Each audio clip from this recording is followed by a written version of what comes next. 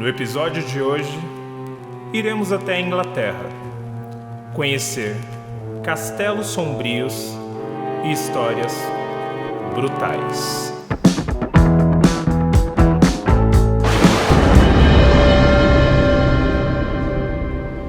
Não há uma ruptura exata de quando a indústria parou de fazer filmes em preto e branco e passou a fazer filmes coloridos. Desde os primórdios, já havia alguns filmes que possuíam colorização, como no caso de alguns filmes de Georges Méliès.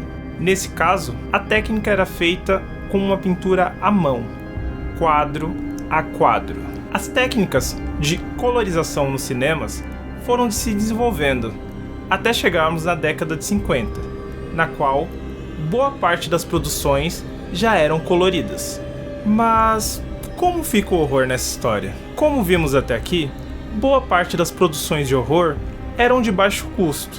Logo, havia um fator econômico para que as produções continuassem a ser em preto e branco. Outro argumento era a insistência de alguns produtores que diziam que o horror não funcionaria colorido, pois iria perder seu aspecto sombrio e atmosférico. Aí entra na história um estúdio lá da Inglaterra, até então desconhecido, que não só conta uma história de terror, mas sim reconta uma história clássica, mas dessa vez em cores. O estúdio em questão era Hammer Films Productions, fundado em 1934. A empresa passava por dificuldades econômicas nos anos 50, quando então decide mudar seu foco. O primeiro passo foi um filme de ficção científica, de um fungo alienígena que transforma um homem em um monstro assassino. O filme é The Quatermass Experiment. O filme foi um sucesso na Inglaterra e foi lançado nos Estados Unidos com o nome de The Creeping Unknown. Lá, ele foi muito bem recebido por público e crítica. Além da mudança de foco, outro fator que influenciou muito no sucesso da Hammer foi a Lei de Incentivo ao Cinema da Inglaterra. Essa lei é de 1948, na qual oferecia empréstimos para as produtoras. Também temos que destacar o papel das distribuidoras americanas, como a Universal, que levou os filmes da Hammer não só para os Estados Unidos, mas para outros países. O sucesso do longa abriu caminho para que a empresa investisse em mais filmes. E foi o que ela fez. Dessa vez, ela costurou os pedaços da criatura para trazer agora em cores A Maldição de Frankenstein. O Barão Frankenstein, prestes a ser executado na guilhotina, relata sua história ao padre local. Ele conta como criou um ser humano vivo a partir de restos mortais, mas alguns imprevistos tornaram sua criatura um ser agressivo e irracional. O ator que dá vida à criatura era o até então desconhecido Christopher Lee. Vale lembrar que o ator ficou marcado na cultura pop por papéis clássicos em Star Wars, Guerra dos Clones como Count Dooku e Senhor dos Anéis como Sauron. Mas antes de ele ser um astro da cultura pop, Christopher Lee foi um astro do horror. Isso porque, além da criatura de Frankenstein, ele se imortalizou no papel de Drácula, no filme O Vampiro da Noite. O estudioso de vampiros, Dr. Van Helsing, chega à cidade e descobre que Jonathan Harker foi mordido por Drácula. Forçado a enfiar uma estaca no peito do amigo, ele sai em busca de sua esposa Lucy e sua família, que agora também estão na mira do Conde. Esse longa foi um sucesso ainda maior do que A Maldição de Frankenstein, e a atuação de Christopher Lee é espetacular. O detalhe no sangue dos olhos é algo que arrepia até hoje. Eu falei do Christopher Lee nessas duas produções, porém eu também preciso dar luz a outro astro da Hammer. Estou falando de Peter Cushing. Em A Maldição de Frankenstein, ele viveu o Barão Frankenstein. Já em O Vampiro da Noite, ele dá vida ao Dr.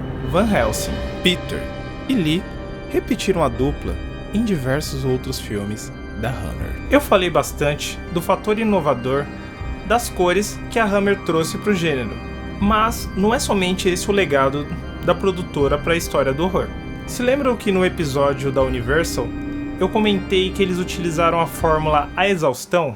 Pois bem, além desse cansaço do público com o horror da Universal, naquele horror clássico, também entrou na equação os horrores da vida real que o mundo passou nas décadas seguintes. Vale ressaltar também que o horror clássico até então era muito marcado pelo sugestivo.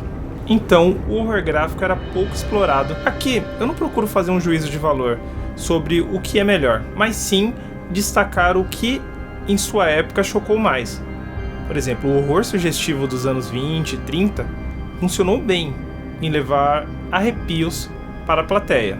Já a Hammer, ali no final dos anos 50, já para os anos 60, choca a plateia ao levar selvageria, violência, sensualidade e as cores, ao contrário do que se pensava, conseguiu ser um elemento a mais pro horror, como nessa cena, onde o sangue vermelho cai sobre o nome Drácula.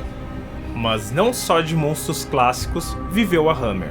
Eles também trouxeram para as telas uma das histórias mais sombrias de Sherlock Holmes, o Cão de Baskerville. Durante os anos 40, o cruel aristocrata Sir Hugo Baskerville embriaga-se em uma festa na sua mansão rural e tenta abusar de uma serva que foge por uma janela. Ele o persegue, auxiliado pelos seus cães de caça, e quando encurrala numa ruína dentro de sua propriedade, é morto por uma fera misteriosa. Esse filme foi dirigido por Terence Fisher, um dos maiores diretores de horror da Hammer e, por consequência, um dos maiores diretores da história do horror. Sabe por quê? A Hammer se aventurou no horror com Frankenstein. Ele dirigiu. Drácula é com ele também.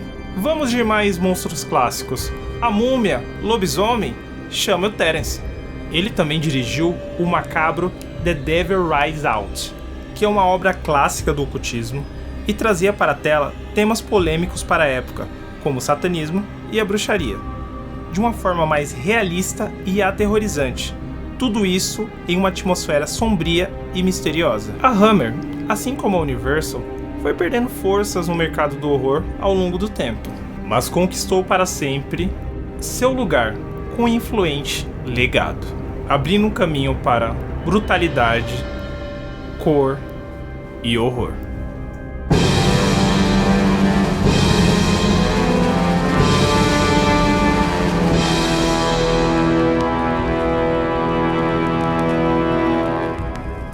É isso, pessoal. Não esqueçam de deixar seu like, se inscrever no canal e ativar o sininho. Aqui do lado eu vou deixar uma playlist com os outros episódios dessa série. E até o próximo capítulo da História do Horror.